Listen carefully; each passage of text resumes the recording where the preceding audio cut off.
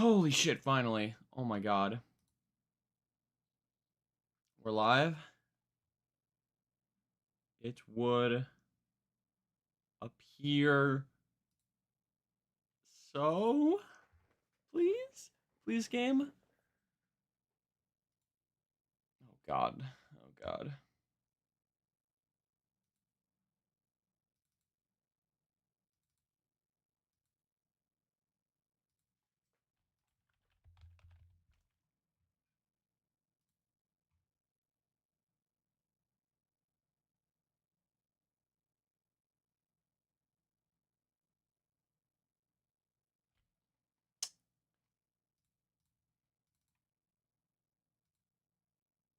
Okay.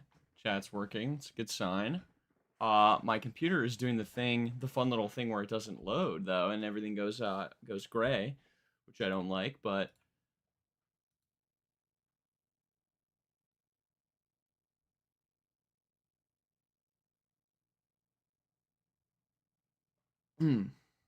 okay. It appears we are officially live. Wonderful. Thank the Lord. Oh my god. I swear to god, every single time, like every single next stream, there's another tech issue that has to be solved. Here, and I'm also just noticing it feels like, let me just real quick. A little bit more. Yeah, there we go. Okay. Better framing. Welcome. Welcome, everyone. Yes, yes.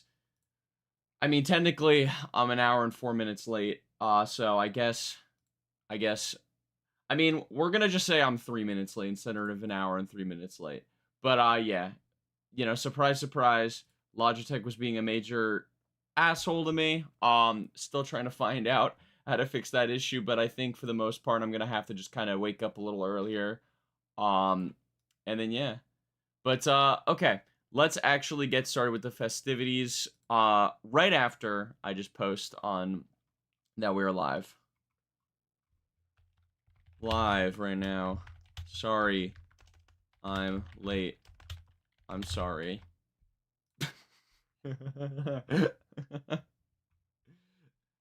Live right now. Sorry, I'm late. I'm sorry is gonna be the caption for this community post. Here we go.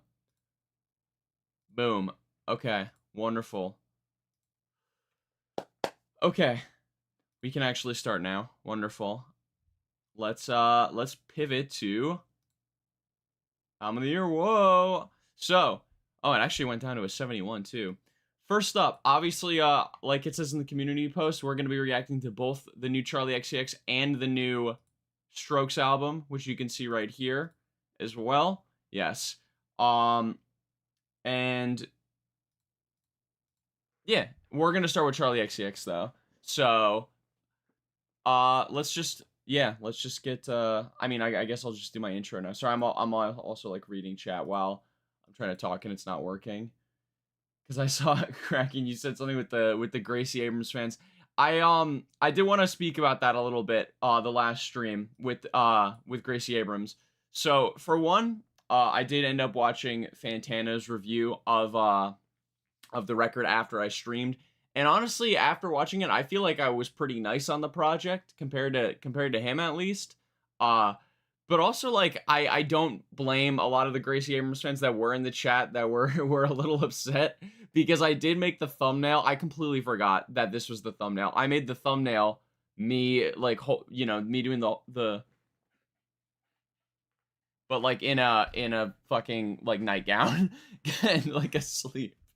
So I did play into it a little bit. I have a feeling they probably just saw the thumbnail, were like, oh my god, I hate this guy. And yeah, they everything went on beyond that. But look, honestly, like with the album, truly, I don't have like that crazy of a take. I just found it was kind of boring and mid. I have also listened to the new Steve Lacy album, Professional 8825. Yes, we did. We actually, that was the last stream that we did. Great record. Okay. Anyways, back on topic because that's pretty much all I wanted to say about the Gracie Abrams. Okay. CHARLI XCX. We have her. Fuck. Is it her 8th or her 7th studio album? Let's see. Okay, wait. True Romance, Suck 3, 4, 5, 6, 7. 7, okay. Seventh studio album by Charlie XCX. Music, fashion, film. Like the title of this one, we've got a 71 so far, which actually is down from a 72. I don't know if you guys agree with this, but it feels like album of the year recently has been so, like this year especially, the scores have been brutal to like these new albums. Like the highest rated album I think of the year is like an 83. We still have not gotten that magnum opus of the year yet, I feel like. Or at least for album of the year. I think I would definitely say I have a pretty strong album of the year. But okay. Going to the track list stuff here, we've got nice little scant 30-minute runtime, some yellow but mostly green stuff here. Rock music fittingly being the lowest rated song. What a strange choice for a first single, by the way. I should also here, we'll go back to full screen here. So I should also say this record I've heard rock music, and I think that's it. Oh no. What was the second one? SS26, right? I think I heard a little bit of that, but I honestly don't remember it like at all. So we're just gonna assume that rock music is pretty much the only single that I've heard, which is pretty funny because it is the lowest rated. And I'm gonna wager to guess that it's gonna be the worst song of this album. Because I do like Charli XCX. I think Brat is a really good album. Not like the best album ever made or anything like that, but it's good. And obviously Brat's Summer, huge phenomenon. So this is obviously a very tough follow-up, right? I can only imagine what it's like after having the most successful, like by a mile, like album and year of your career, following it up with your next album. Like obviously the expectations are going to be crazy high, but I kind of like the approach that Charli took with this being from what I understand, it's kind of a more casual listening experience, so to speak. Like a lot of the imagery and stuff feels very like lo-fi and kind of more amateurish, which it's like a nice pivot. Like this is kind of like more of like we just had this crazy moment previous album. This is more like the come down album is what I'm understanding from it.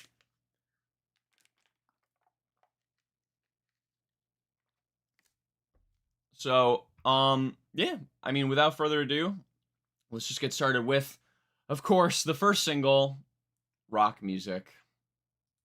Let me know how volume is, as always. Rock Music. Okay, wait, I am actually going to turn it the slightest bit down, because it's a little loud, for me at least. Okay. Me and my friends, we go out, we take pictures and make stuff together, and sometimes we cry, we kiss each other, real incestuous vibes. Like what it I don't know I really don't know what she was thinking with this one, man. Like it's not even just the sound of it, because like first of all you got that like cheap ass guitar in there, burn out, and I guess it's supposed to be like a parody of rock music, because it's like it's goofy, it's like it's not taking itself too seriously, but I still think it sounds like shit. We kiss each other, and also we kiss each other, real incestuous vibes. Why? Like I don't want to hear that, man. I'm not trying to hear that. I get what she's saying, but like I don't like that. Yeah, we're so inspired, basically all the time. Yeah, we're on to the next. I think the dance floor is dead, so now we're making raw music. I do actually like that part, the chorus, and it does play well into like this idea where she's saying, I think the dance floor is dead, obviously referencing Brat, being a dancier album. So, she's saying dance floor is dead. This is a new era. I like that.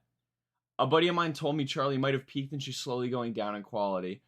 Well, I don't think that Brat is her magnum opus. Obviously, I think a lot of people do think that because it's easy to say, but I do think she's capable of making an album better than Brat. For sure. I don't like to be like, oh, this is, give it a few more years and she doesn't top it. Maybe we'll say that, but like, And honestly, I don't even care if this album's not better than Brad. I just want it to be good. Like, and that goes for any artist really. If it's not like I really, if they drop a really good album and they drop an album that's still pretty good but not as good, that it's okay. Yeah, and oh, I completely forgot to mention. Thank you, Kraken. Her soundtrack for Wuthering Heights. It was all right. I gave it a listen. I liked the Altar song a lot, and the first one, House. That's the first one, right? I like that one a lot too. But you know, that's a soundtrack album, so it's not, you know, it's not necessarily the same. It's a little bit of a different, you know, idea. This being her full like next actual studio album, you know, is like the next big moment.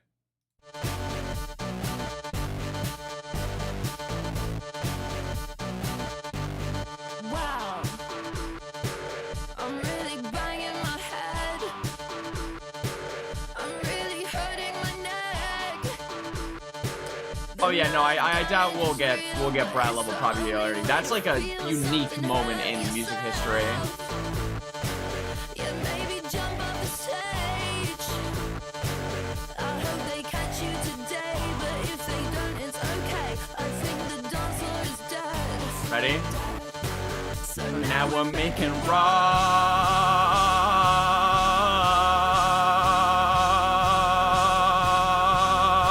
music. That was really fucking good. I nailed that.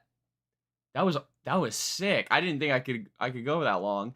You know, and honestly, like that little second verse is way better than the first. I think the tongue in cheek like aspect of it works way better in the second part. It also helps that it's a little bit stronger melodically, but the chorus is so goofy.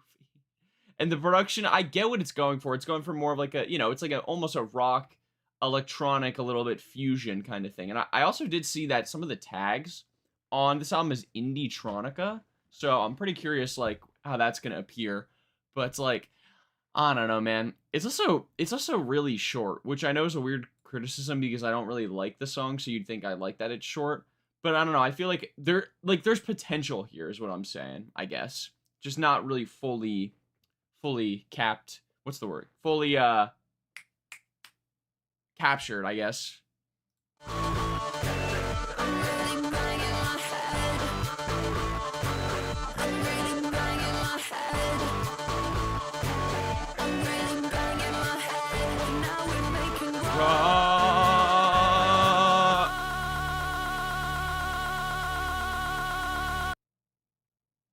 All right, yep, single one, rock music. Honestly, nowhere near. I put this song on the worst songs of the year list for me off of first listen because I was like, holy shit, that chorus sucks. The beat sucks, but like it's not awful, honestly. Like on that second listen, you know, it's goofy, you know, but like I don't know. I've heard a lot worse, I suppose. Okay. Anyways, let's move on to the second track, also a single. Gonna be SS26. Is that? I'm assuming. Whoa. I'm assuming it's like 2026 maybe or something. Like, we'll see, I guess.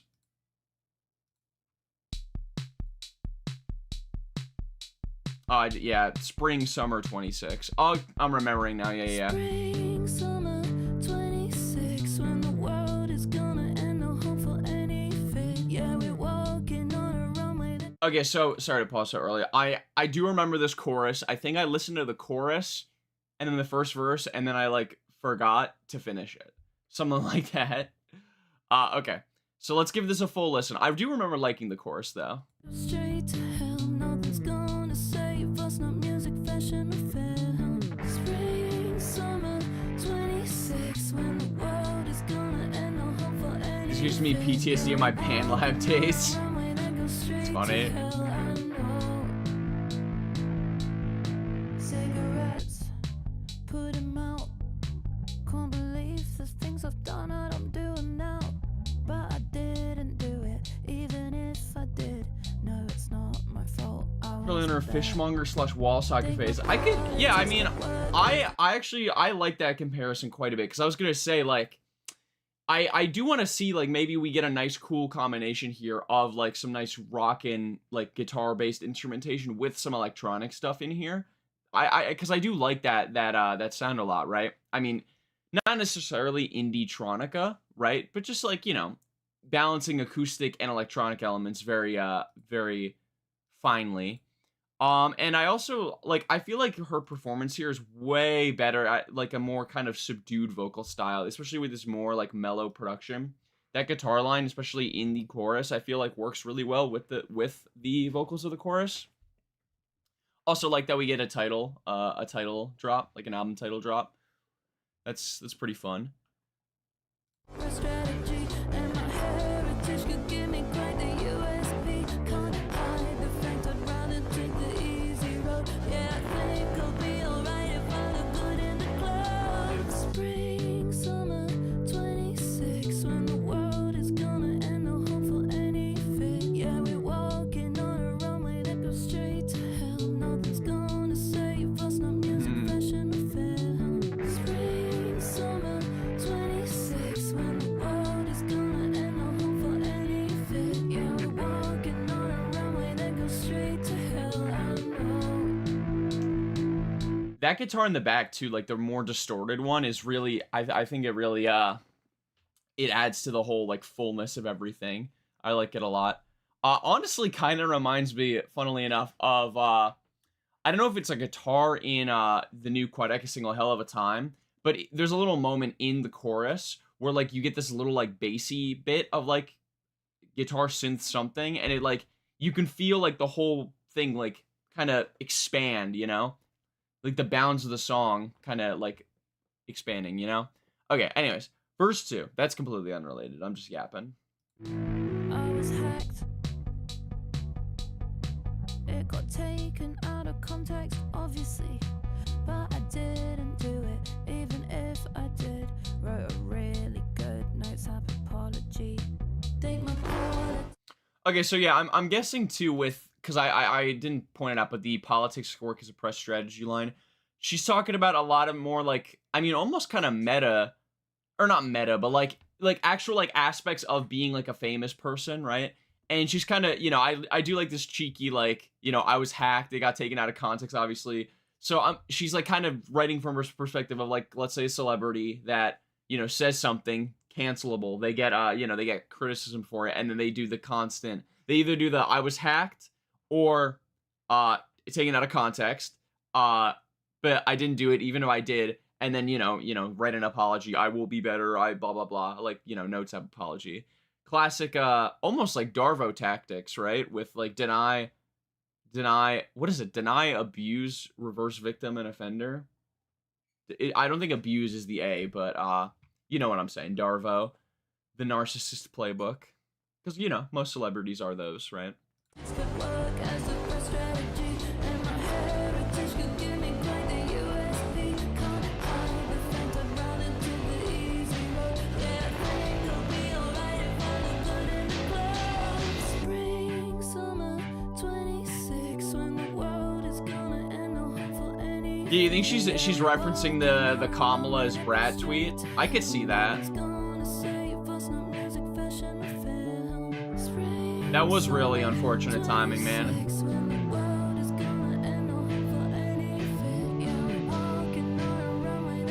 What's going on, Jamil Moore? What are you doing?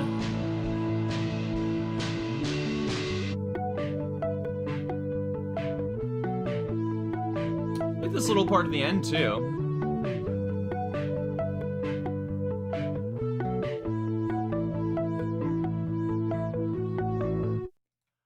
And you know, I'll give this song this too. That's the end of it. So, okay.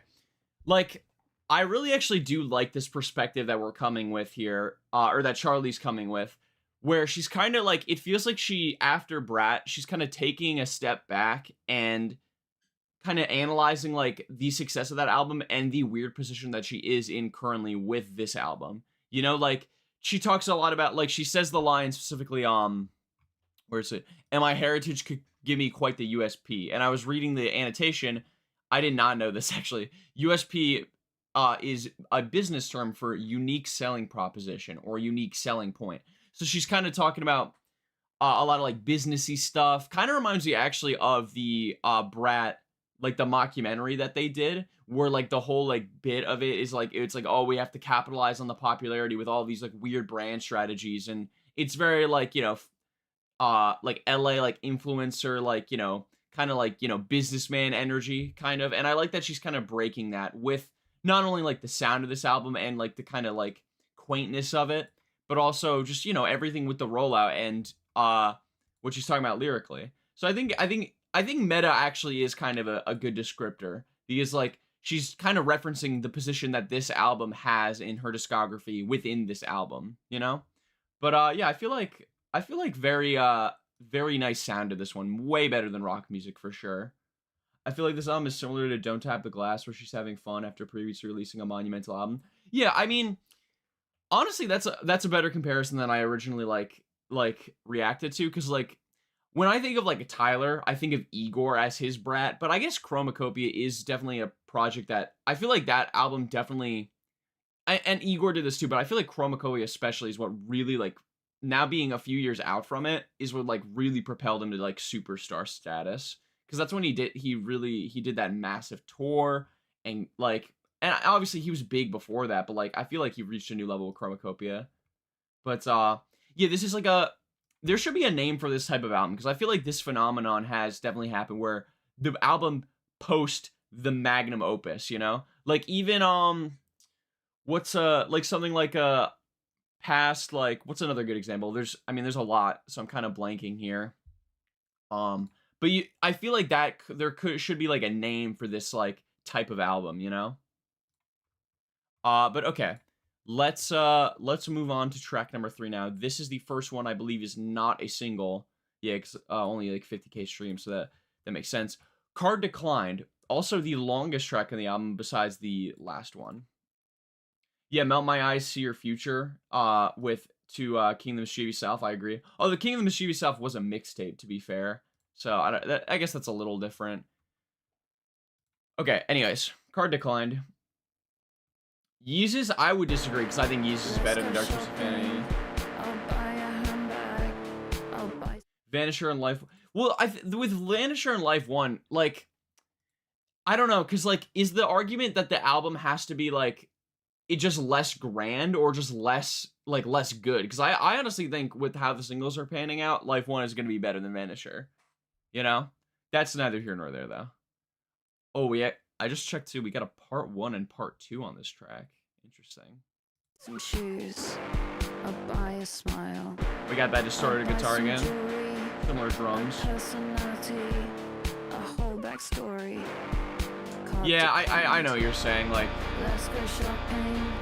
with Dark Twisted Fantasy. I'll buy some perfume, a mahjong sofa, a new apartment, j'ai le couture, a whole new life. Card declined. Oh. Okay. Interesting. A little vocal chop here. Let's go shopping. I'll buy a handbag.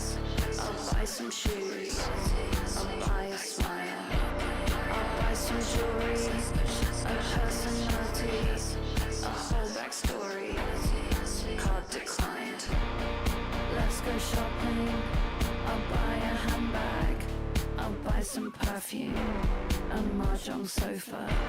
A new apartment. J'ai le couture. A whole new life. Card declined. Interesting.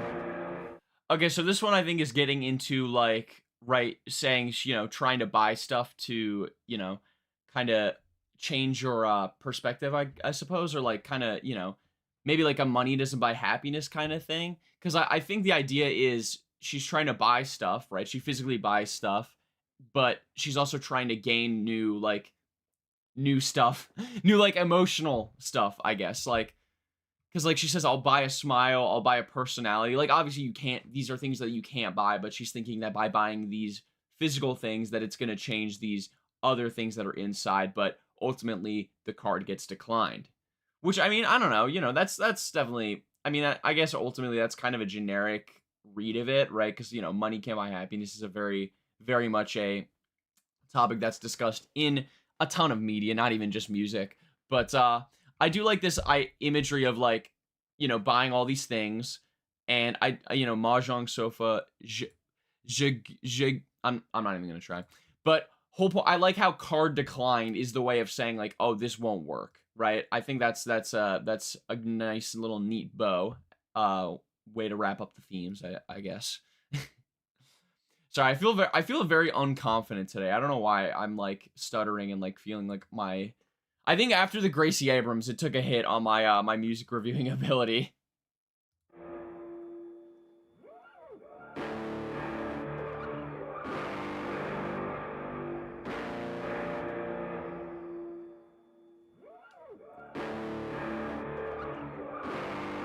Card declined. Let's go shopping. I'll buy you a handbag. I'll buy some shoes. I'll buy a smile. Before we get to the next part of this chorus here, real quick, I just wanted to say as well, I actually really liked the kind of deadpan like style of her little verse there. And I think Charlie XCX has just like a really nice natural like voice, right? Obviously the British accent, but she's got like a nice smooth British accent, right? So, and I think she's a good singer, and I think she also uses autotune very effectively, compared to, you know, a Julian Casablancas, who I am worried is going to be spamming autotune on the new Strokes record that we'll get to. But, you know, that's neither here nor there. But, yeah, I really like that first verse with the very deadpan style. I think it works with, like, the kind of almost depressive, like, themes that we're working with. Gracie fans and really knocked you down. Yeah, yeah. No, honestly, I, like, genuinely with that, I do, like, it was fun to watch some new people in chat, like, talk about why they did enjoy the album, even though I didn't. So, you know, I do appreciate them joining, even if some of their criticisms were a little bit I disagree with, I guess.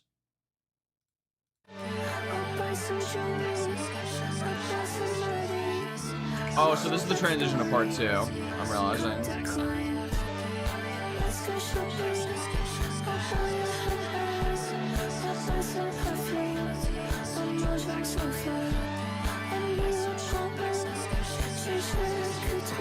Je gère la culture. There we go.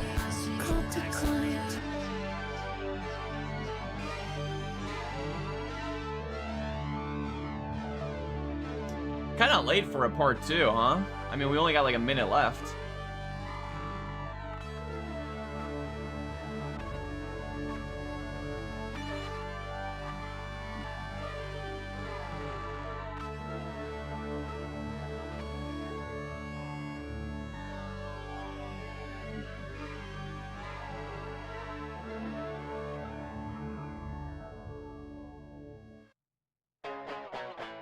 Oh, okay.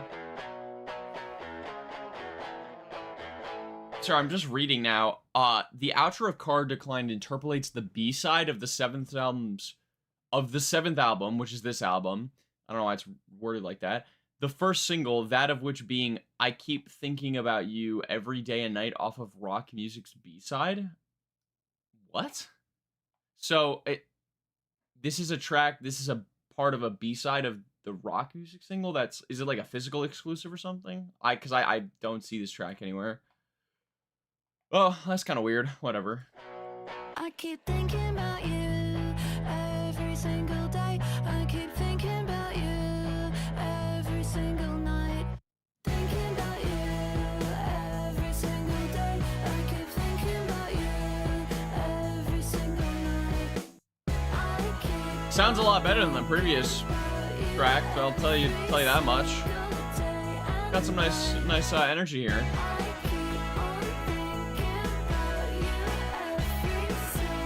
Vinyl exclusive. Got you.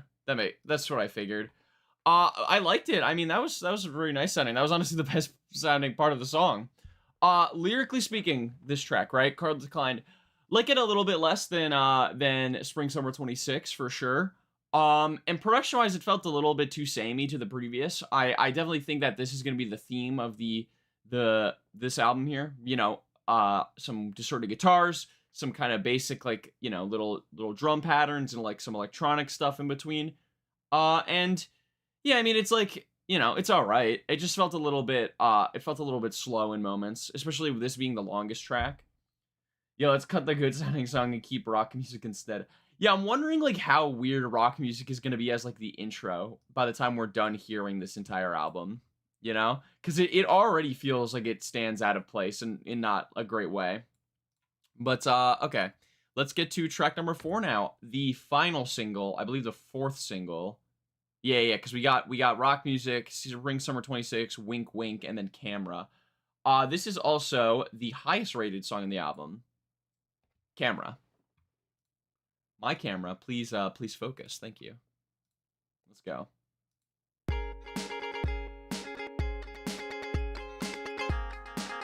Okay, a very different type of guitar here. It's cool how it's like what's it called? It's like delayed a little bit, so it's like it has like these like repeats, you know? It's a weird rhythm. I can't tell if it's like manipulated in post at all or if it's just kind of played strange, but it's cool. It's cool. It makes me wanna throw my life away. All the music, all the people, not a single kiss goodbye. Your French exit, chase the stars, yeah, the ones in your eyes. But let's be honest, I'm talking about the ones on the pavement. Cause that look, it's a bullet. I like that line a lot too. Like, you know, chase the stars, yeah, the ones in your eyes, but let's be honest, I'm talking about the ones in the pavement. So like, you know, she originally saying, let's chase the stars, let's chase our dreams, let's chase, you know, artistic, you know, peaking, I suppose. But then she actually, you know, reveals like, oh, ultimately it is about like a material want, like to be famous, to be popular, you know, to get a star on, you know, the pavement in the Hollywood Walk of Fame. I'm assuming is what she's referencing. So yeah, nice little thing there. Right, it sounds chopped up, but I can't tell if it's just that sounds that way.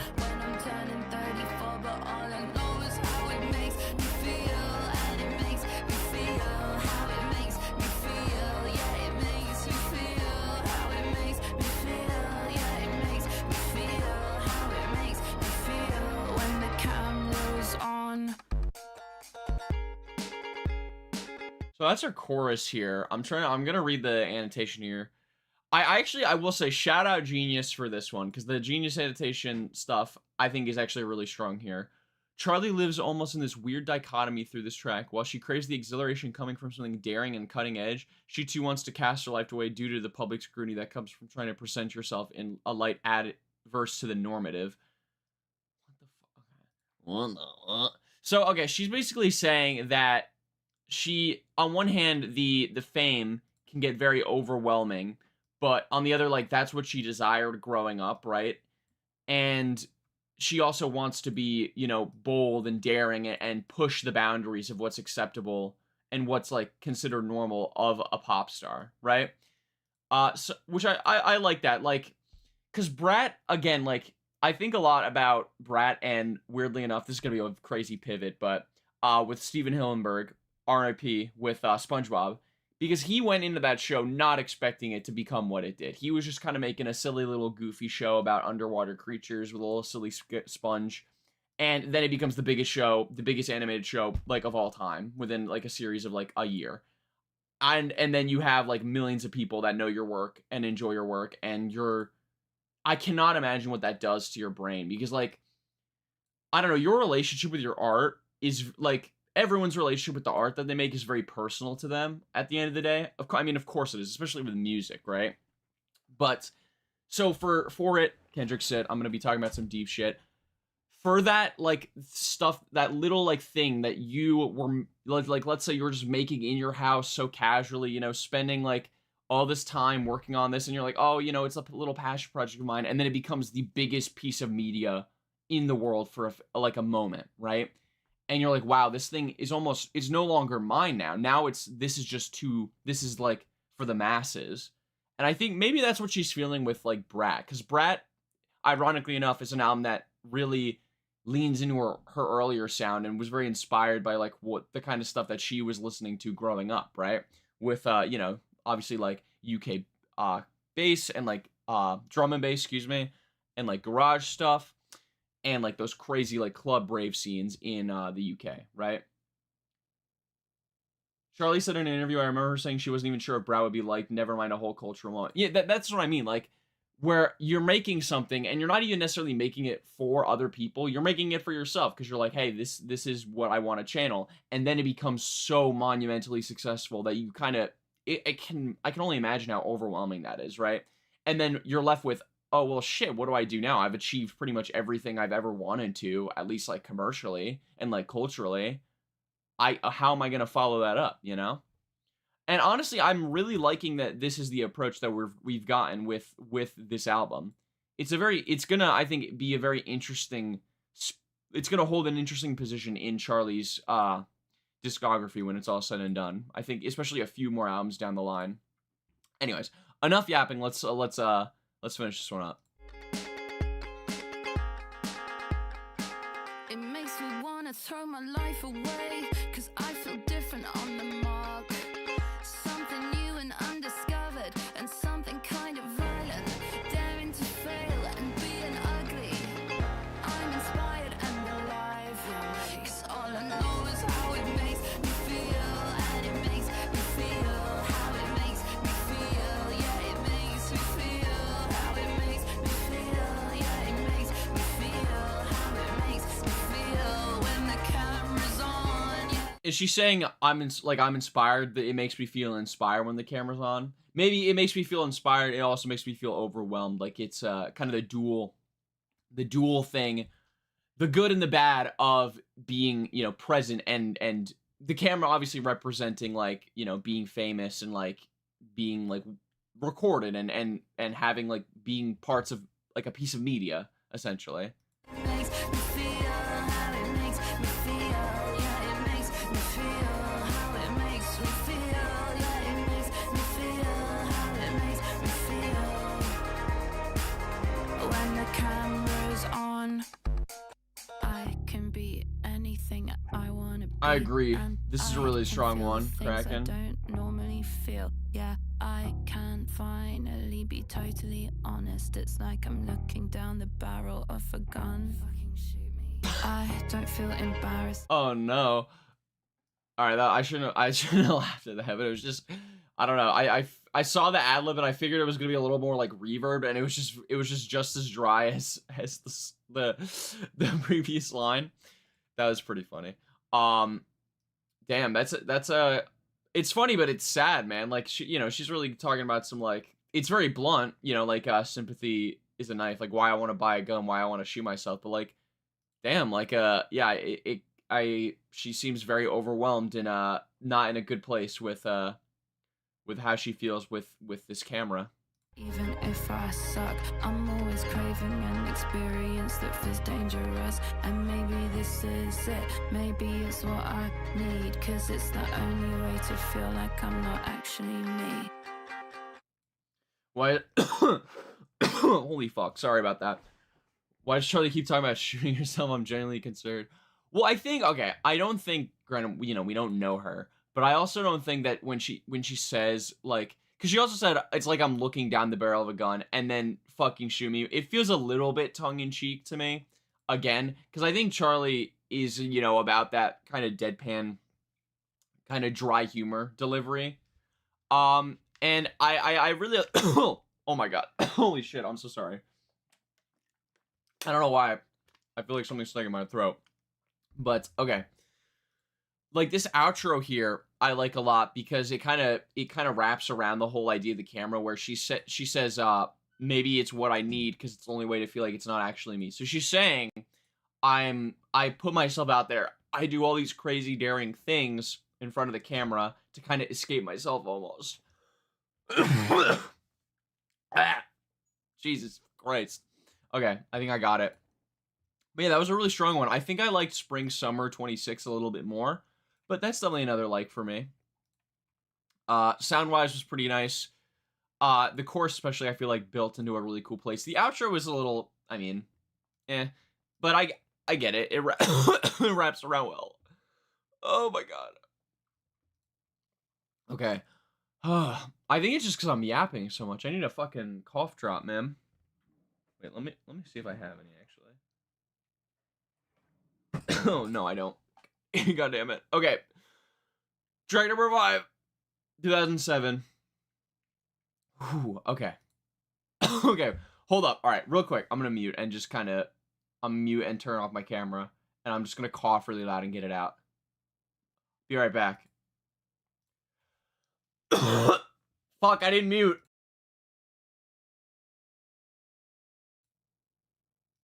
Okay, I think we good. Fuck, I didn't mute. That's really funny. Okay, track number 5. Getting to the halfway point now. 2007. I can take you to heaven like it's 2007. Pop star in my bedroom. I was literally just gonna ask what the significance of the year 2007 is, and she gave it to us right off the bat. I can take you to heaven like it's 2007.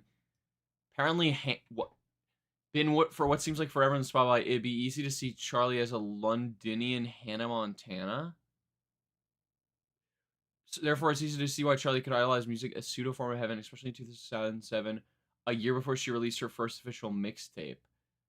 So this is like the peak of her, her kind of like beginning of her career, essentially. So like, yeah, peak like adolescence maybe. She would have been 34 now. Would have been. What is that? Does that make her like 15 in 2007? 14, 15? That's pretty crazy. Yeah, I got hit with that Edward Skeletrix cough. Dying midstream, yes. Okay, I think I'm alright now. I think I was just yapping too much and not drinking enough water. Like kids, 2007, 7. I can take you to heaven like kids, 2007. Pop star in my bedroom like kids, 2007, 7. I can take you to heaven like kids, 2007. Pop star in my bedroom like kids, 2007, 7. I can take you to heaven like kids, 2007. Alright, we can move to a different line now, Charlie, please. 2007, 7.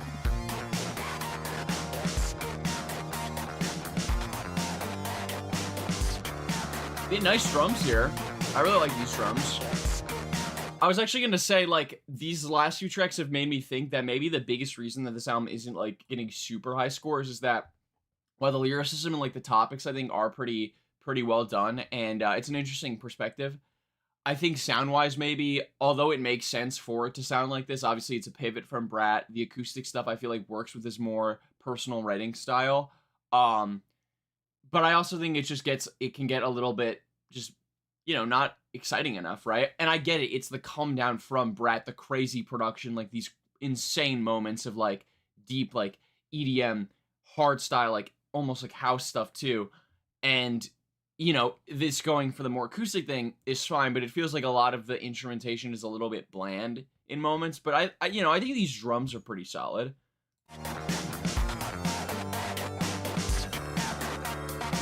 Pictures on the sofa become pictures on the screen. All from your apartment, you can shine bright like a how dudes who were a bunch of flowers and a risky text in 2007 be talking about 2016?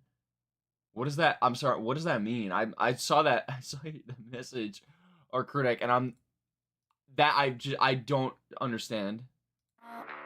Pictures on the sofa become pictures on the screen. All from your apartment, you can shine bright like a star.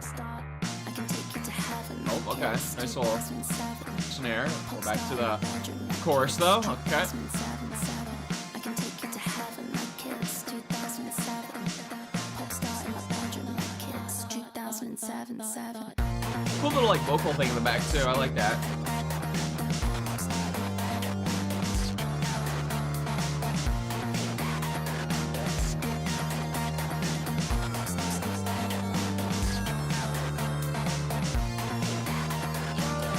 Yeah, I agree with like the lyrics are repetitive for sure, but I feel like in a lot of here I would say it's a little bit too much, but I think most times the repetition in all of these songs, it works fine because she's trying to kind of get us very specific, the main point of the song across with the repetition, right? Repetition legitimizes, as they say. Repetition legitimizes, as they say.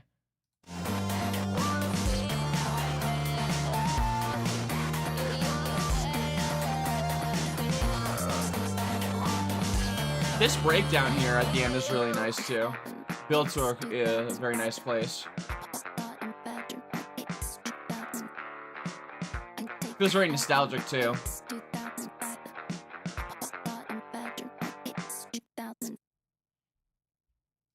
Okay. Yeah, that was a pretty nice one. Honestly, maybe my favorite sound-wise. Like I felt like it built to a really nice place. The whole structure of the song from beginning to end was very nice. Even that outro. All right. Really not too much to say about that one though, honestly, with the lyrics. Like she just, I could take you to heaven, like it's 2007, kind of a look back at her, maybe her what she thinks was like the peak of her life, just beginning her music career.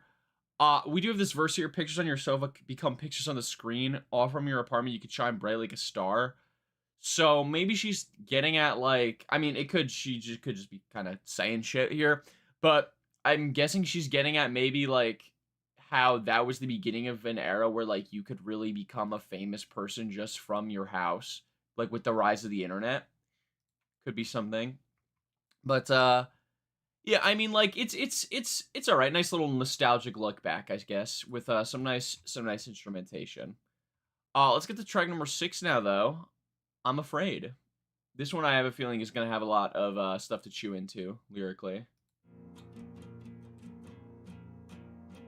One of the lower rated ones though. Or actually no, yeah is the one that's a little lower rated. Happiness came in a box, never meant that much before, till I met someone who knew how to balance who I am. As we know, I'm insecure. He might have missed out on my path. I replicate the things I learned. I don't blame him though. So talking about her husband, who is it? George Daniel of the 1975. Yeah. Which I mean, I like, we might just get a standard love track here, but I feel like Charlie writes from a pretty nice perspective with her love tracks because a lot of it comes down to she more talks about her own struggles and it almost comes across as more of like a I feel that I'm not worthy for you, which I think is a very captivating thing to write about when it comes to love versus just like, oh, I love you, you love me, we're together and we're happy. I like you and you like me, we get together and we're God damn it. Status of the Music sample breakdown strikes again, man. That's one of the samples in Status of the Music that I was singing along to. God, I'll give a progress update by the way when we finish the album because it's progress is being made. I'm a wife, I'm a kid, I'm destroyed, I'm a bitch, I'm too drunk, I can't sleep, I can't feel, I'm afraid, I'm nothing without him. What if I ruin it? Take the ring, I'm a wife, I'm a kid, I'm destroyed, I'm a bitch, I'm too drunk, I can't sleep, I can't feel anything. I'm afraid, I'm nothing without him. What if I ruin it? Take the ring, let's come. Yeah, I like that. That's a really nice chorus. Actually, I find that the build was super nice with the instrumental build, I should say. Excuse me. And yeah, lyrically, I think I hit the nail on the head here. Like, I'm a wife, I'm a kid. Obviously, saying like I'm deep down, I am someone maybe that's a little bit immature, and I feel like I'm not ready for this, like my life progressing. But I'm also a wife. I've got married. I have a husband. Like my life is this big milestone has passed me now. I don't know if I'm ready to like, I don't know if I feel like I'm ready for it, And then, I just classic like self-deprecation stuff. I've destroyed, I'm a bitch, I'm too drunk, I can't sleep, I'm afraid. What if I ruin it? Take the ring, take the ring. Really sad stuff, honestly. But written well. Let's get to the second verse. Complicated how I feel. No, I'm not supposed to say, but I have to get it out so my insides don't turn black. All this pain. I don't know why that line reminds me. You guys know the regular show episode where Skips is like he has all the stress because he does everything for all the workers of the park, and like he's got like the black like goo coming out of him, and then like Rigby's like, "Oh my God, Skips, what is that? You look like you're gonna die." Anyone, do we remember that? Regular show fans? Any regular show fans in the chat? Wow. It makes me believe I'm a better artist now. An excuse I tell myself to act selfishly. Damn. Funny pause. Again, very vulnerable lyrics. All this pain makes me believe I'm a better artist now. An excuse I tell myself to act selfishly. That's a really interesting way to approach that. I don't know if I've heard anything really like that before, where she's talking about the tortured artist trope, obviously, like, worse, the idea of you go through pain, you become a worse person, you become a better artist, right? And then this, but like, she says that I use it as an excuse to like act selfish and be worse because I tell myself that I'm gonna make better art because of it. That's a very interesting. That's very interesting. This is such a whiplash of a stream here to the last one. This one's so chill. Regular show, goated. Thank you, thank you. Hey, no, we might any like crazy Charlie XCX stands in the chat maybe. Let's see if we can get like, cause I'm here for it. What can I say? I remember my parents having an argument while I was watching regular show once. It's a vivid memory. I feel like that's a memory I feel like we all have, like that or Adventure Time. Just, parents fighting about the mortgage, and then you just hear Finn and Jake going on crazy adventures.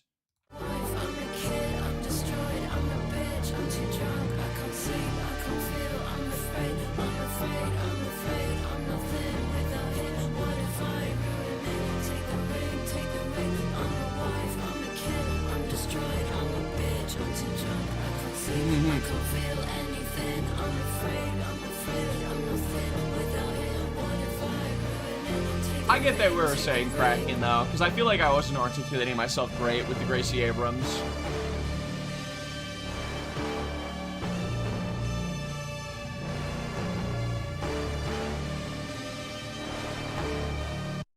Yo, yes, shout out Total Drama Island as well. Alrighty, campers. Today's challenge is going to be real simple. Shout out. I always wanted to be Chris McClane growing up. That might mean I'm a sociopath, but okay. That was a good one. I like that one a lot. I'm afraid. Obviously, we talked about the lyrics in it. Sound-wise, I mean, it actually reminded me, funny enough, of the Wuthering Heights soundtrack. That was pretty, like, with the big kind of maximalist chorus here, with those like big, like, distorted kind of string sounds. I'm guessing it was a guitar again, but it sounded a little more like violin-like almost to me, maybe. But yeah, and then lyrically, I think that was honestly probably the strongest lyrical performance. I felt like the stuff that she was talking about was the most interesting to me, and I really like that line. Using my art as an excuse to be selfish. I mean, obviously the tortured artist trope is done to death, but I feel like that's a cool way to come at it, like kind of being almost self-aware about it, but not really even caring. Dudes will come and watch for 5 minutes and say you don't get it and leave. Yeah. Look, I get it, because I put a little distasteful of me. I put the fucking like sleeping, but and look, I only did it because I heard that the album was really boring. All right, and unfortunately, I was right. It was pretty boring.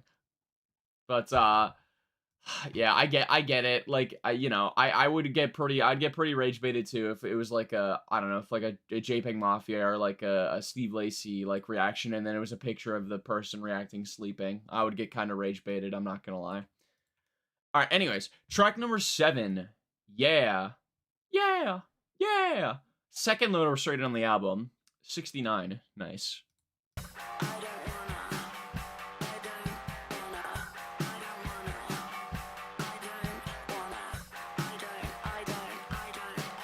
Shout out World Tour. Yeah, World Tour is the best season. It's because of Alejandro, though. He's the GOAT. Noah and Owen's dynamic is so good. God, I could just yap about Total Drama the whole time. If I saw your reaction of Body of Work, I probably would have been... Wait, but I liked Body of Work, though. I mean, some moments were weird, but I thought it was a good album overall. Or, it was alright to me. Like, it was a little... Like, obviously very experimental, but, yeah. I'm just a Charlie. I'm not even a Charlie hater, bro. I'm not even a Charlie hater, but I guess my opinion's too lazy. I wanna feel it. Yeah.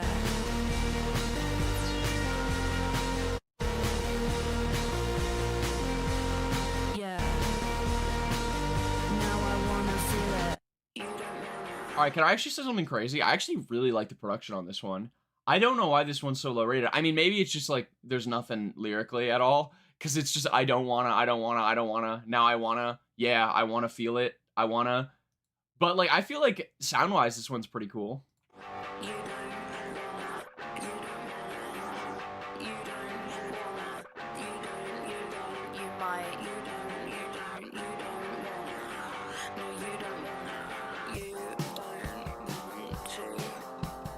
Alright, well, I mean, a little long again with the repetition, but it's okay. You're so predictable. Wait, now you wanna feel it. Oh my god, that's literally, it's gonna just go back to, okay.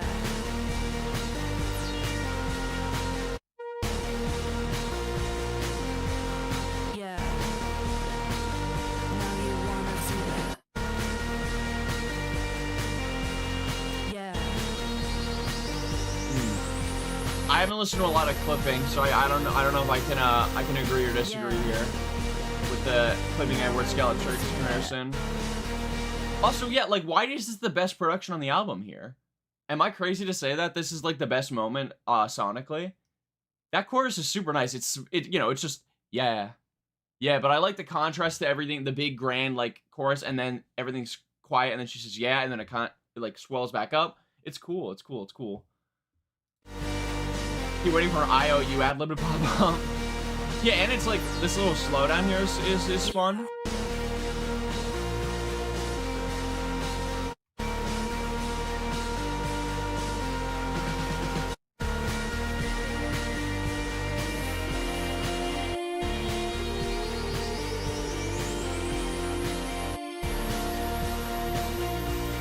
Yeah, I agree. This one could go pretty crazy live. I think that is actually the perfect kind of fusion of, like, that's what I think of when I think of like a perfect like indie-tronica kind of acoustic electric fusion sound. I am reading again the Genius annotations, and I feel they might low-key, I think they might be doing too much with this one, like talking about how like Charlie is like becoming like a yes man, saying yes to like music industry opportunities. I don't know if she's getting at that. I feel like it's a little tough to read into that, because it's just, I mean, I could be wrong. She might have like said that's what the song's about, but like, again, if it is like, it literally just says, now I want to feel it. Now you want to feel it. Yeah, I want to feel it. I don't want to feel it. Now I do want to like, there's not that much. I mean, there's barely anything, right? Like, I don't see how you could find, unless Charlie herself clarified, but even then, if Charlie herself clarified that's what the song's about, then it's on her to make it more understandable in the music. It's like those directors that like explain a piece of lore from like a movie or show on Twitter and are like, did you know? I love that tweet where it's like, did you know that these ships were actually made, the Star Wars tweet where it's like, these ships were actually made on this planet and blah, blah, blah. And then someone replies and like, how could we have known? It's a fictional world. You have to show us in the movies. You can't just, how could we have known? But okay. Yeah, I think that was one of my favorites. And we are actually on a very, very nice streak here. Camera, 2007, I'm Afraid, and Yeah. And then we got the single Wink Wink coming up too. I'm liking this, man. I'm liking this. This is honestly liking this album so far more than I expected, especially for as low as a 71. But okay, let's get to track number 8, Wink Wink. I used to lick cream of strawberries in the summer. Okay. Maybe I fucked your dad. All right. I don't Just think kidding. you did. I'm only saying that for a fact. Oh, thank you. I appreciate it. But my point is, I think people can change. I didn't really get your point I there. used to jump on trampoline. Damn, that was crazy. That was the most parasocial shit I think I've done in a minute. I just literally felt like me and Charlie XCX were talking to each other there. I used to lick cream off strawberries in the summer, and maybe I fucked your dad. Just kidding. I'm only saying that for effect. But my point is, I think people can change.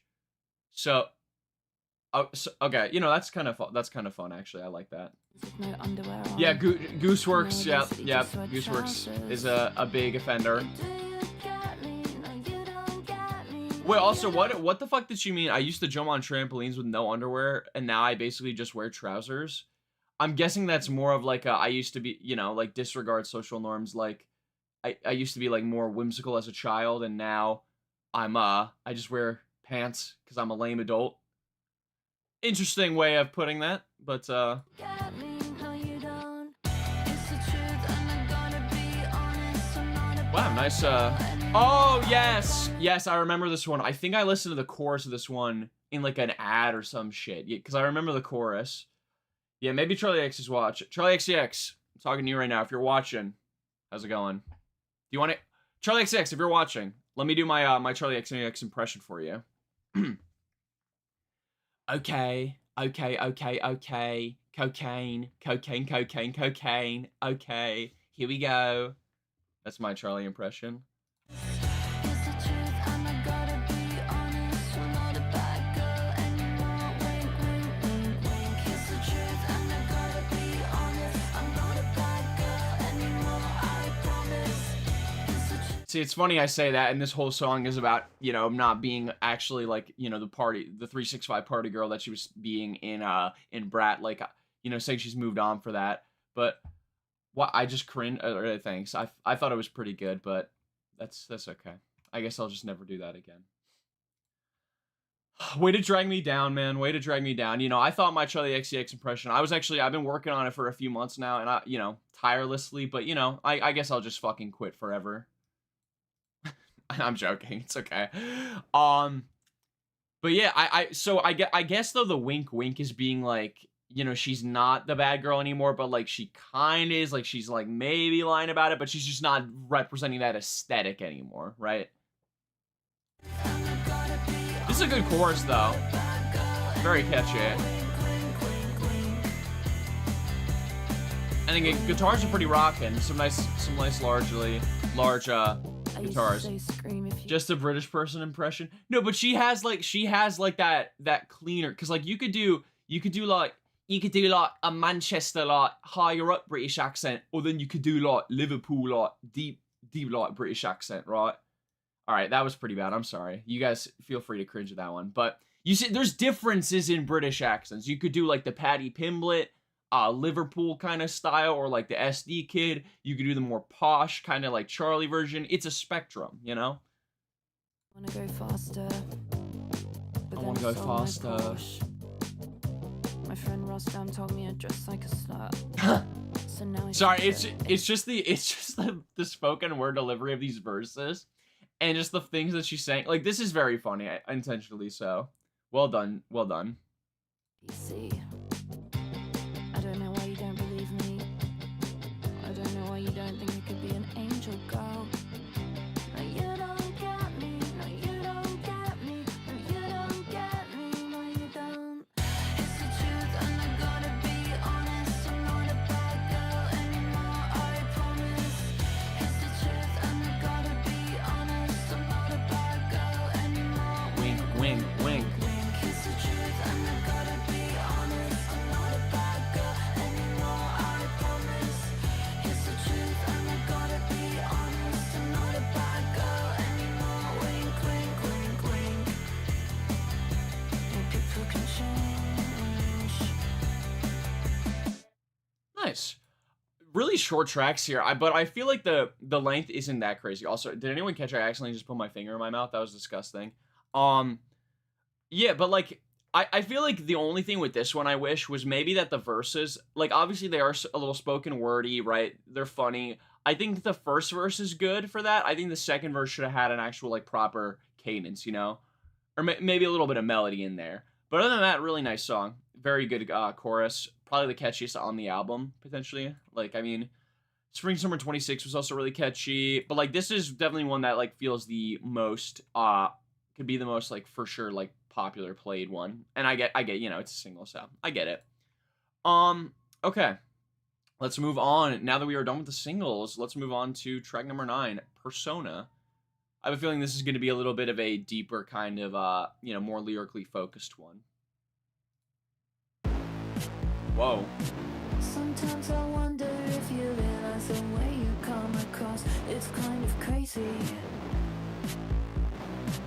Wish you could be honest about your internal dialogue. It wouldn't faze me. You like the sound of your voice, and I like the sound of mine. Every day you're suffering, but you say you're doing fine. I love the stories you tell, but I can tell when you lie. Don't fucking choke on your ego when you see me coming. I know you're performing, I know that you're hurting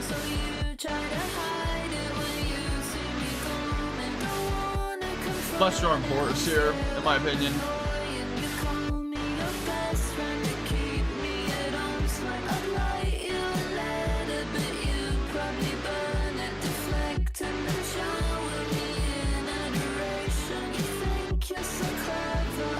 It's not bad, it's alright.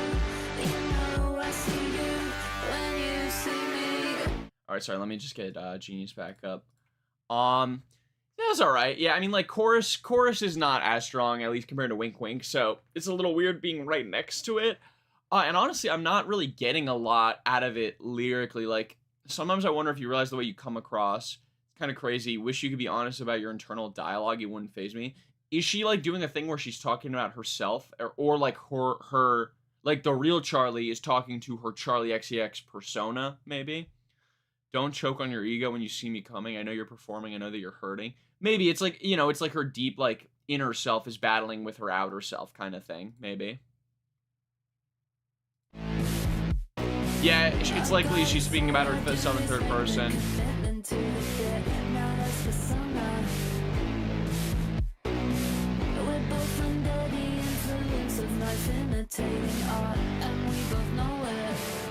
Good line there too. So I think I was right here, where she's saying I respect the commitment to the bit. Now that's persona, and then she says we're both under the influence of life imitating art, and we both know it. So she's saying she puts on this persona of this character, you know, as most pop stars do, right? This image, this brand, and that person that's not actually her starts to become her as, you know, the success of Brat continues to spiral. And so she does become that, like, 365 party girl.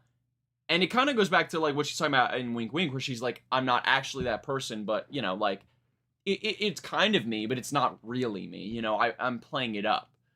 Which I like, you know, a lot of consistency with the themes here. And very, like, very insecure, you know, very, I feel for Charli on this record, for sure. I mean, you know, obviously, you know, she's doing very well for herself, I'm sure. She has a great life, but, like, man, I don't want to say I relate, but, like, I understand some of these things that she's talking about. You know, like, even as a content creator, like, I don't think I do it intentionally anymore, but I definitely put on a bit of a persona when you know, even when I stream. Like, this isn't the real me right now.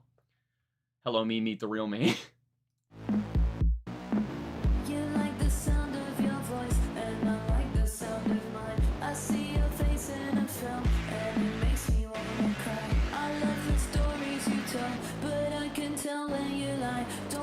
Choke on your ego when you see me coming. I know you're performing, I know that you're hurting, so you try to hide it when you see me coming. Don't wanna confront it, I'm scared, I'm annoying. You call me your best friend, you secretly love it. I find it frustrating, sometimes I get triggered, and that's probably 'cause So now I'm thinking, because you call me your best friend, I secretly love it. Seems like she is talking about someone else, but now I'm not. Now you ruined it, never meant. Wait, what? Oh, fuck, no, you're right. I was like, wait, what song? And then I just remembered what I said and got mad at myself, my past self. Damn, me and CHARLI XCX really are twisted up like that. Now I'm getting mad at my persona. Hello, me, the real me. I'm sorry. I'm never, like, it was too perfect.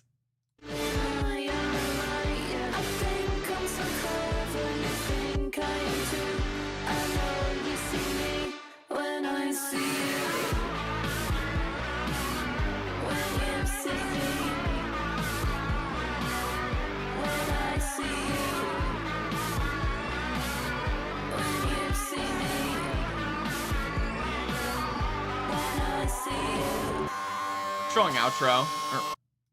I liked the intro and outro of that track a lot, especially, like, sound-wise, but other than that, this one definitely feels like, I don't know, it's tough, because the chorus, I think, got better on the second time around. I liked it a little bit more, but I don't know, I feel like this one wasn't as catchy. It felt, and lyrically was strong, but it felt like instrumentally did not carry enough for the lyrics to, like, really, you know, be worth rechecking out the song. So I think that's gonna be a slight skip for me. but it's all right. We're still. I mean, we still got 6 songs that I'm taking so far, and we've still got 2 left. So good ratio.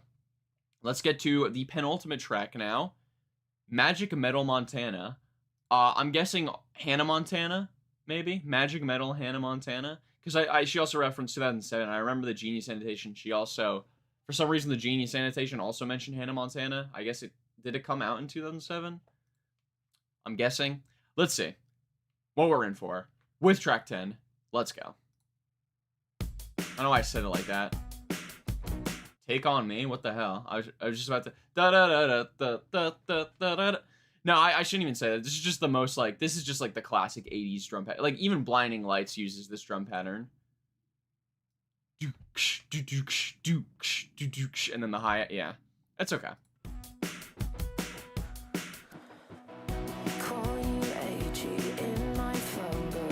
AG Cook, shout out. Oh, is this gonna be dedicated to AG Cook? That's really sweet if it is. Also, AG Cook is credited as a producer, which is really funny. We don't talk, we make music, we talk that way. Drink some whiskey, but not really. You don't drink, so I drink for 2. Love your haircut, love your dance moves, love your girlfriend. I cry if you died. That's a very sad line in the context of CHARLI XCX, because I'm guessing that's making a indirect reference to Sophie, who of course R.I.P. Sophie. Yeah, obviously Sophie and CHARLI XCX I believe had a pretty strong friendship and partnership musically speaking. Then Sophie ended up passing away a few years back now, and yeah, so I think maybe this kind of could be like a spiritual successor to So I off of Brat, where this is kind of a dedication to a friend and a close musical collaborator that is still alive, and where Charlie's giving AG Cook his flowers while he's still here to sniff them, which I think that's very beautiful, You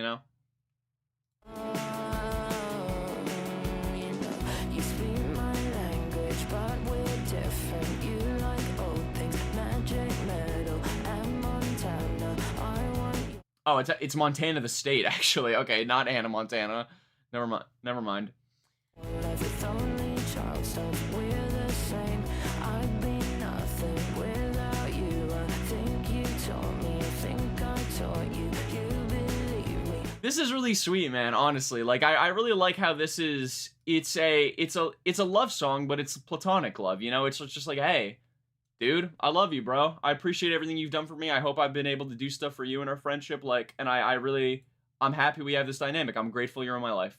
We need more platonic love songs, man. We need more just like I love you as a friend songs, cuz platonic love I feel like is something that, especially for dudes, very much not expressed as much as it should be, We need more, I mean, obviously this isn't an example, but we need more dudes making songs about also loving dudes. And not gay guys making songs about loving dudes. Straight men loving on other straight men as bros. Loving the bros is what I'm trying to say. Not that there's anything wrong with gay guys making songs about loving men. Of course. I'm just saying we need more platonic love songs. That's my take.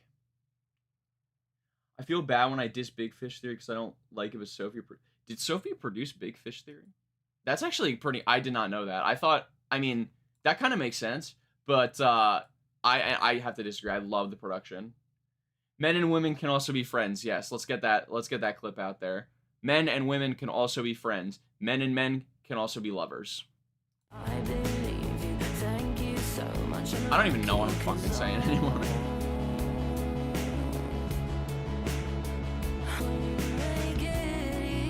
Broback Mountain. Yeah. Call me by your gamer tag.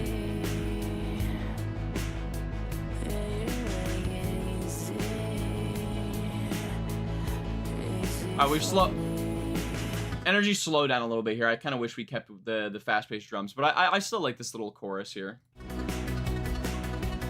Oh, right as I speak, we had this little thing.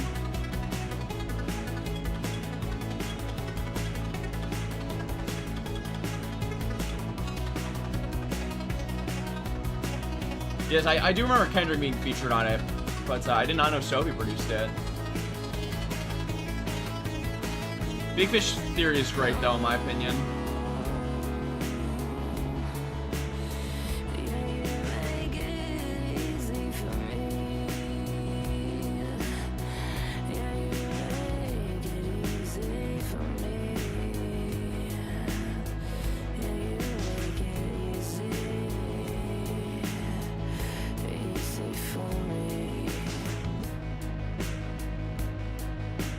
All right, we round it out here.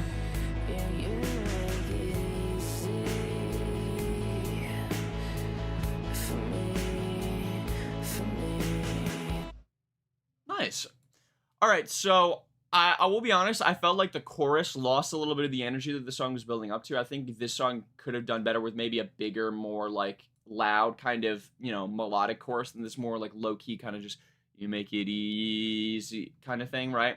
But the first verse and the second verse, I really like them. They're really cute and they're sweet, like, and just the dedication to a close friend and collaborator is I'm always here for. I like when artists do that because it's very wholesome to me, very epic, wholesome chungus.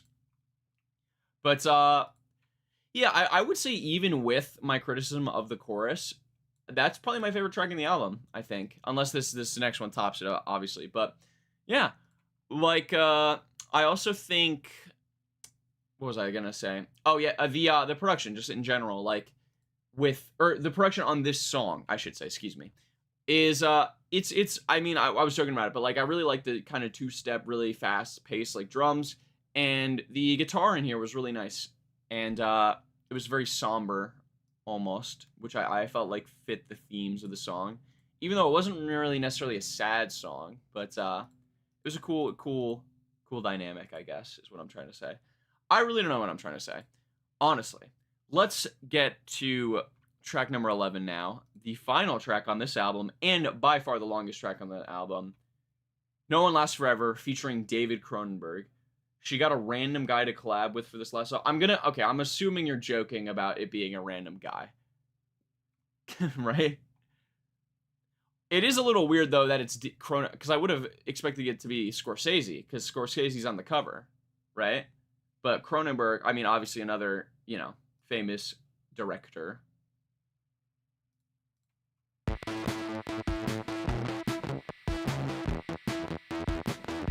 Very interesting production to start off here.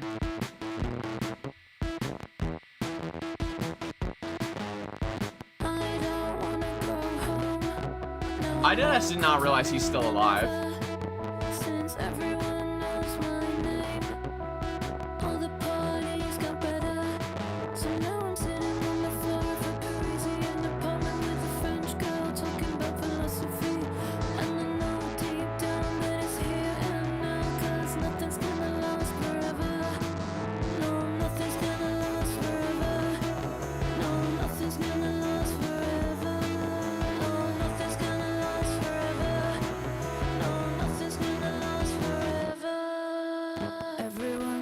Alright, chorus. Since everyone knows my name, that I'm irresponsible and rude, that I'll put the drugs in my veins. So now I'm sitting on the floor of a Parisian apartment with a French girl talking about reality. She says no one really. Interesting, she changed the words from French girl talking about philosophy to talking about reality. I think she just wanted to extend the cinephile vibes past the cover. Yeah, no, like it still fits the album for sure. I just think it's kind of funny that not a single person on this cover is featured on the album. Or I guess maybe on, I don't know. Wait, what? Fuck, what's his name? Oh my god, I just looked this up so I didn't look like a fucking idiot. And I'm forgetting it. Velvet Underground. This guy on the left, the guy on the left in the cover. I keep thinking you guys could see the cover. Here, wait. This fucking guy on the left. He is part of the Velvet Underground, or he's like the lead guy of the Velvet Underground, right? What's his fucking name, bro? I'm so annoyed. I'm so annoyed. I'm looking this up. I don't care. Cover features John Cale. John Cale. Thank you. Okay, to be fair, that's a really Easy name to forget. Very simple name. John Cale. Okay, anyways, back to the fucking song. What the future holds, but we know nothing's gonna last forever. And no one's gonna last forever. And nothing's gonna last forever. And no one's gonna last forever. Why'd you say Banana Album? Gonna last forever.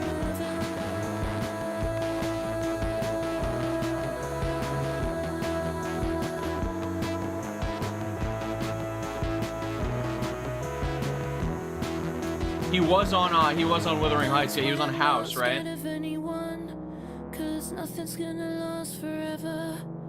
But you need to discover that feeling of the crushing highs and lows of ego, where 1 minute you know you're the worst. I will say I would like a little bit of a different melody because it feels like we've had the same melody like in every single line so far. But I feel like she's getting to some cool stuff. Yeah, bro, I'm so fucking stupid, bro. The Banana Album. Yes, I know what you're talking about with the Andy Warhol banana. I don't know why that didn't fucking click in my brain. Because when I think of the phrase Velvet Underground, I think of that fucking banana.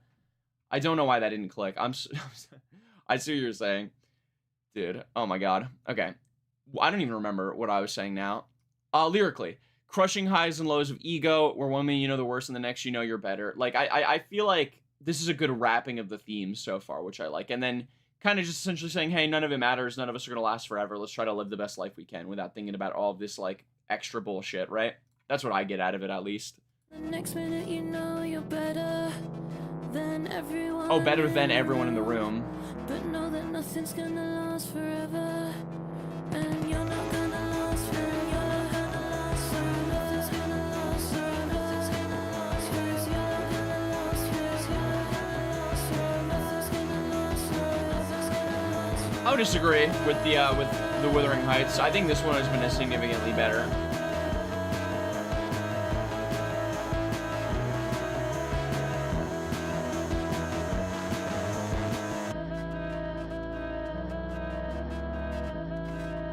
So I'm guessing like this last half of the song is gonna be the David Cronenberg like spoken word outro, like Dawn FM style, except David Cronenberg instead of Jim Carrey.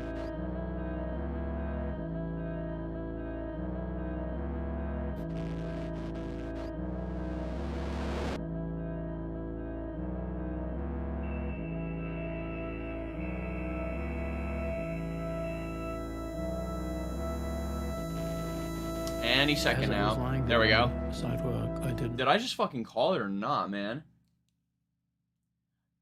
Maybe because I actually like the sound more. Maybe because the actual movie left a bad taste in my mouth. How was the movie? For anyone in chat that did see the movie, because I'm not gonna lie, I did not care about the movie. I just listened to the soundtrack. I like Jacob Elordi, and Margot Robbie, but I just like this not really. I'm not really into that kind of movie. But all right, let's get to the David Cronenberg. But yeah. Let me know if anyone has seen the movie. Anyone else who's seen the movie, how it was.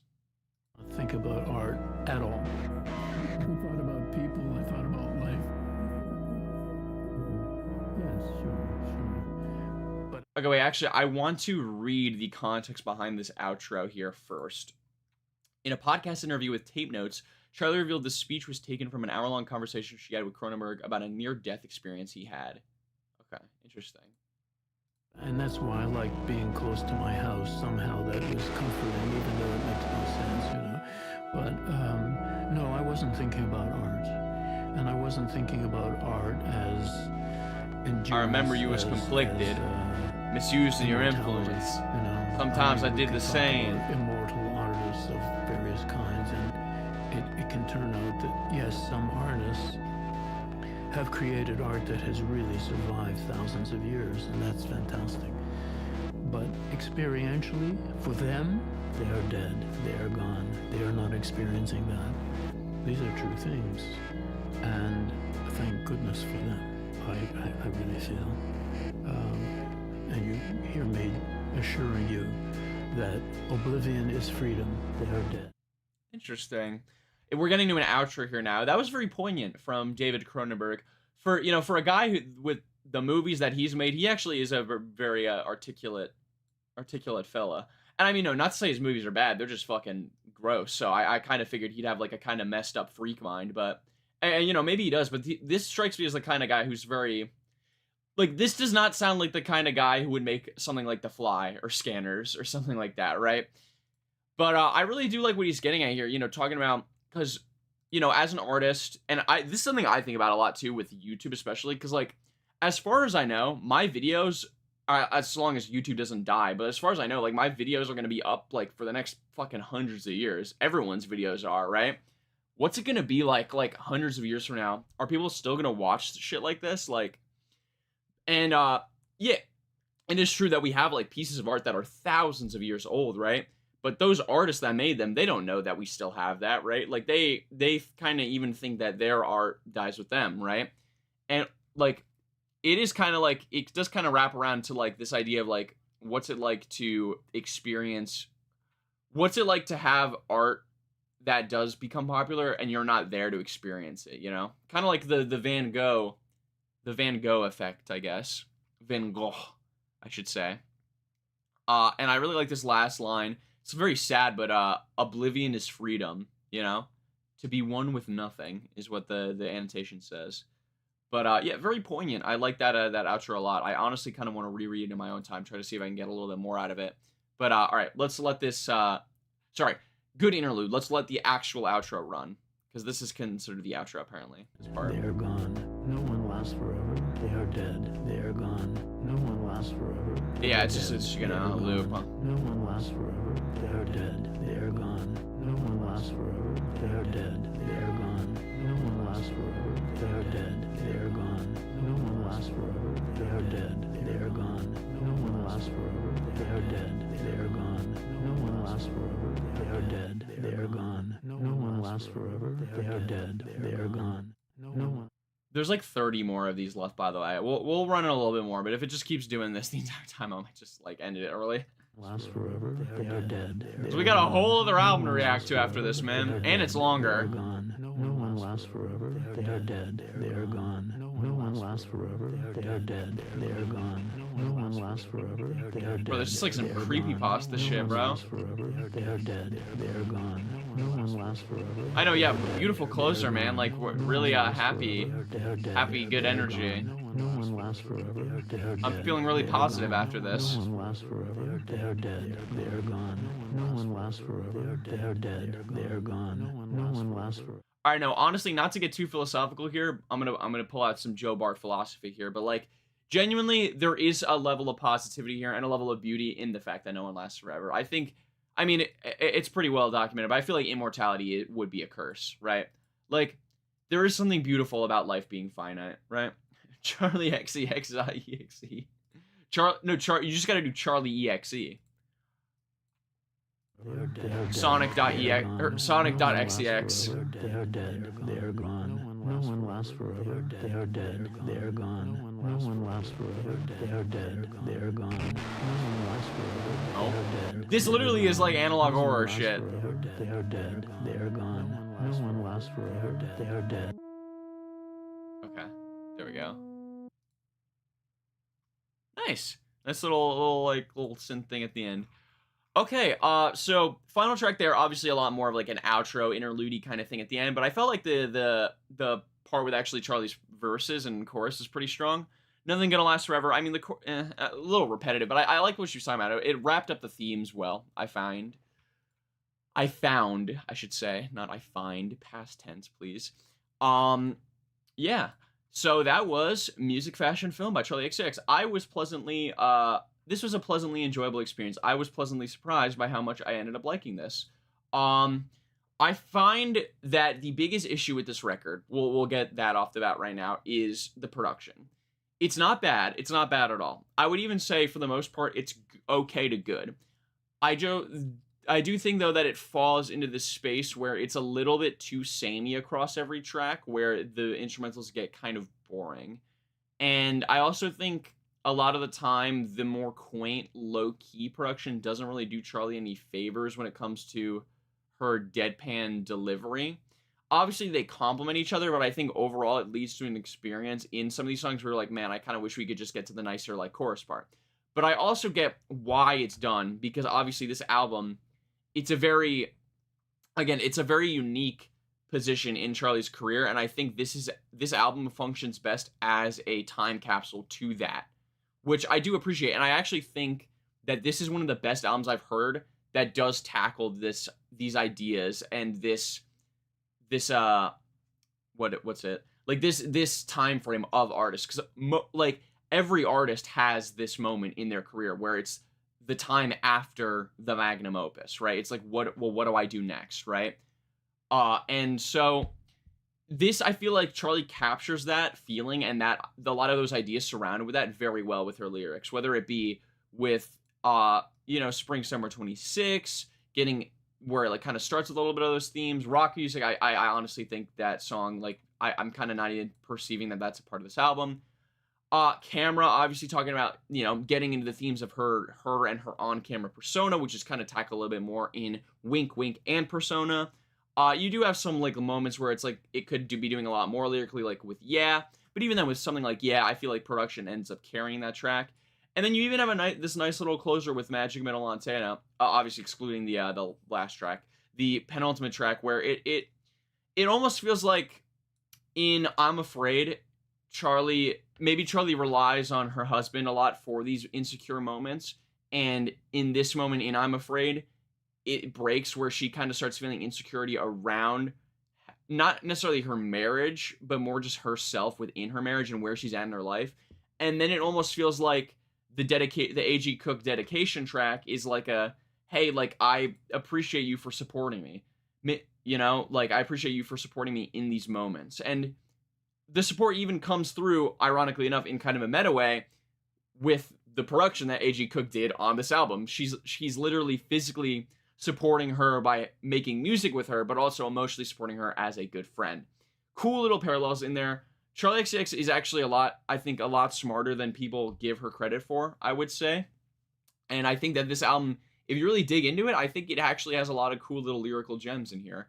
And I don't know, maybe I just am biased towards like this perspective that she's talking about, but I found the character was very interesting to listen to. And yeah, I liked this experience a lot. This was a pretty strong album. I think this is a great example of an album that's just solid good. Nothing that blew my socks off or anything like that. But yeah, like, this is a pure 7.5. Maybe not pure, because I actually can't decide. Maybe like 7 on a bad day, 7.5 on a good day, right? But yeah, like, nothing wrong with that. Nothing wrong with just a nice standard good album. I'm actually curious though. Let's go to Album of the Year, see if it went down. Give it a reload here. Nope, looks like we're still at 71. I feel like, yeah, 71 is like a perfect score for this album. Favorite and least favorite tracks, so let's get that whirling. Favorites, we're gonna go Spring Summer 26. We'll go I'm Afraid. We'll actually put Yeah in there as well. Wink Wink, and then Magic Metal Montana. Those are gonna be my favorites. Least favorites, pretty easy. Rock music, and then I guess I mean rock music is my easy least favorite, even though it's not awful. Card Declined is probably the most boring one to me, and then also I guess No One Lasts Forever, because the outro is pretty long. But even then, that's not really because like the song is bad, so scratch that actually. I guess maybe, well, no, Persona is more like mid than anything, because I also did like the lyrics. So we'll just go rock music, and Card Decline is my least favorites. But okay, that is going to conclude the CHARLI XCX segment. Now, what I am going to do is I will be back. I'm going to end the stream for about 5-10ish minutes, get a little interlude going. I will be back then, and then we're going to do the Strokes album. Only reason I want to break the stream, I'm probably not going to do this in the future, but I want to break it into separate VODs, so I have the CHARLI XCX reaction as a VOD, and the Strokes reaction as its own VOD, right? Plus, because I have two different thumbnails. So yeah, I will be right back. I guess see you guys in like 5-10 minutes. I just gotta, I'll like set everything right back up. I'm also gonna grab some food because I'm fucking starving. And yeah, we'll be back at about 1:45-ish for the Strokes reaction, Reality Awaits, which I have a feeling is gonna be a lot more polarizing, let's say. So yeah, see you guys in a little bit. Hope you guys enjoyed the album. Let's move on to